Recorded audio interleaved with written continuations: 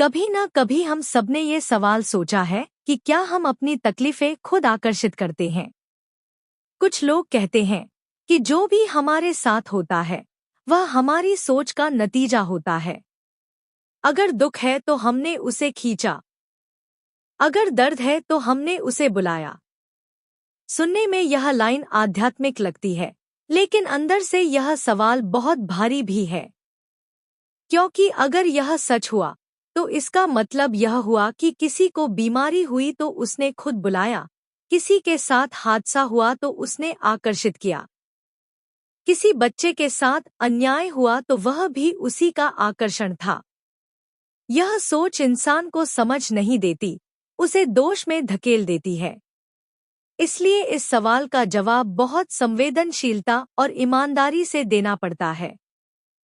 सच यह है कि जीवन किसी एक सिद्धांत पर नहीं चलता, वह कई स्तरों पर चलता है। मन का प्रभाव है, कर्म का प्रभाव है, परिस्थितियों का प्रभाव है, शरीर का विज्ञान है, आनुवंशिकता है, समाज है, संयोग है। और कुछ ऐसे रहस्य भी हैं जिन्हें हम अभी समझ नहीं पाए हैं। अगर हम कहते हैं कि सब कुछ सिर्फ आकर्षण है, तो हम जीवन को बहुत सरल बना देते हैं, जबकि जीवन उतना सरल नहीं है। और अगर हम कहते हैं कि आकर्षण जैसी कोई चीज है ही नहीं, तो हम मन की शक्ति को नकार देते हैं। सच्चाई इनके बीच में है। हमारा मन बहुत शक्तिशाली है, यह सच है। हमारी सोच हमारे व्यवहार को प्रभावित करती है। हमारा व्यवहार हमारी आदतें बनाता है, हमारी आदतें हमारे परिणाम बनाती हैं। अगर कोई व्यक्ति लगातार खुद को कमजोर, असहाय और हारा हुआ मानता है, तो वह कई मौके खुद ही छोड़ देता है। वह कोशिश नहीं करता, वह जोखिम नहीं लेता, वह अपने लिए खड़ा नहीं होता। फिर वह कह देता है कि तकलीफ अपने आप आई, जबकि सच्चाई यह है कि उसके डर, संदेह और टालमटोल ने उसके जीवन को सीमित कर दिया। इस अर्थ में हाँ, कुछ तकलीफें हम अपनी सोच और अपने कर्मों से पैदा करते हैं। लेकिन अब दूसरी तरफ देखो, कोई बच्चा गरीबी में पैदा हुआ, किसी के साथ अन्याय हुआ, किसी को गंभीर बीमारी हो गई, किसी का एक्सीडेंट हो गया। क्या उसने यह सब आकर्षित किया था? नहीं। यहाँ यह कहना कि उसने खुद दर्द बुलाया न केवल गलत बल्कि क्रूर भी है। जीवन में बहुत सी चीजें हैं जो हमारे नियंत्रण के बाहर होती हैं। प्रकृति के नियम, शरीर की सीमाएं, दूसरे लोगों के कर्म, सामाजिक व्यवस्था, संयोग, यह सब भी वास्तविकता का हिस्सा है। आत्मिक विकास कभी भी यह नहीं सिखाता कि हर पीड़ा के लिए तुम ही जिम्मेदार हो।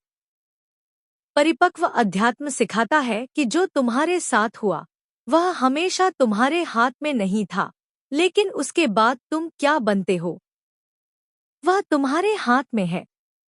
अब इस प्रश्न का सबसे गहरा सच समझो।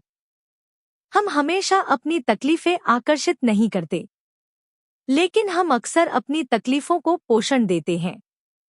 दर्द एक घटना है, पीड़ा उसका अर्थ है जो हम उसे देते हैं।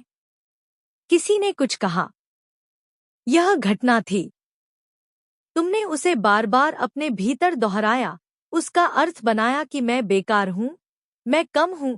यह मानसिक पीड़ा थी। घटना एक बार हुई थी, लेकिन तुमने उसे 100 बार दोहरा कर जिया।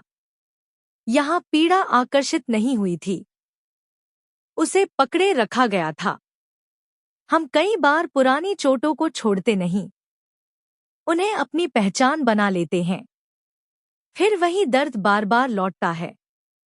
हम अपनी तकलीफें इस तरह भी आकर्षित करते हैं कि हम वही पैटर्न दोहराते रहते हैं। वही रिश्ते चुनते हैं जो हमें चोट पहुंचाते हैं, वही आदतें निभाते हैं जो हमें कमजोर करती हैं, वही फैसले लेते हैं जो हमें फिर उसी जगह ले आते हैं। यह जादू नहीं है, यह मानस का पैटर्न है। दिमाग परिचित चीजों को सुरक्षित समझता है, चाहे वह तकलीफ ही क्यों न हो। कोई इंसान जिसे बचपन में प्यार शर्तों पर मिला, बड़ा होकर वही शर्तों वाले रिश्ते चुनने लगता है।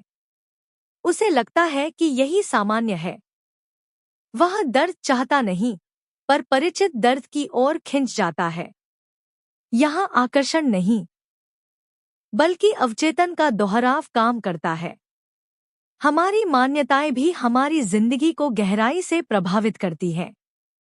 अगर कोई यह मानता है कि मैं लायक नहीं हूँ, मेरे साथ अच्छा नहीं हो सकता, तो वह मौके आते हुए भी उन्हें ठुकरा देता है। वह अपने ही खिलाफ काम करता है। फिर जिंदगी गवाही देती है कि देखो, मेरे साथ अच्छा नहीं होता। यह आत्मसिद्धि का चक्र है। हमने तकलीफ नहीं बुलाई, लेकिन हमने खुद को खुशी से दूर रखा। यह भी एक तरह का आकर्षण है, नकारात्मक विचारों के कारण सकारात्मक संभावनाओं को खो देना। लेकिन इस पूरी बात का सबसे महत्वपूर्ण हिस्सा यह है कि किसी भी दर्द का मतलब यह नहीं कि तुम गलती हो।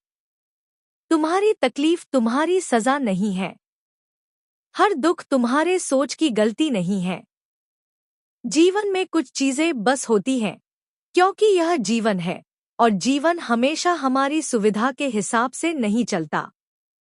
कभी प्रकृति सिखाती है, कभी परिस्थितियां सिखाती हैं, कभी समय सिखाता है। इसलिए अपनी हर चोट के लिए खुद को दोष देना अध्यात्म नहीं है, अपराध बोध है। सच्चा अध्यात्म दोष नहीं, जागरूकता देता है। अब आएं सबसे संतुलित उत्तर पर। क्या हम अपनी तकलीफें खुद आकर्षित करते हैं? कभी हाँ, कभी नहीं। जो चीजें हमारे नियंत्रण में थी और हमने डर, टाल-मटोल, गलत आदतों या कमजोर फैसलों से उन्हें बिगाड़ा, वहाँ हमारी भूमिका थी। जो चीजें हमारे नियंत्रण में नहीं थी, वहाँ जीवन की भूमिका थी। लेकिन हर स्थिति में एक चीज हमारे हाथ में रहती है, आगे क्या करना है। हम अपने अतीत को हमेशा नहीं बदल सकते, लेकिन हम अपने अगले अध्याय का स्वर जरूर बदल सकते हैं। जो लोग कहते हैं कि सब आकर्षण है, वे आधा सच बोलते हैं। और जो कहते हैं कि आकर्षण कुछ नहीं, सब भाग्य है, वे भी आधा सच बोलते हैं। पूरा सच यह है कि मन आकर्षित करता है, कर्म बनाता है, और जीवन अपनी जटिलता के साथ घटता है। हम सब कुछ नियंत्रित नहीं कर सकते, लेकिन इतना जरूर कर सकते हैं कि अपनी सोच, अपने कर्म, अपने चुनाव और अपने अंदर के संवाद को बदल दें। जब ये बदलता है, तब जीवन के अनुभव भी धीरे धीरे बदलने लगते हैं। इसलिए अगली बार जब दर्द आए, तो खुद से यह मत कहना कि मैंने इसे बुलाया है, यह कहना कि यह आया है, लेकिन मैं तय करूंगा कि यह मुझे तोड़ेगा या मुझे गढ़ेगा। यही जागरूकता का असली रूप है। हम अपनी हर तकलीफ आकर्षित नहीं करते, लेकिन हम यह तय कर सकते हैं कि वह तकलीफ हमारे भीतर क्या बनकर रहेगी, जहर या ज्ञान। यही हमारे हाथ में सबसे बड़ी शक्ति है।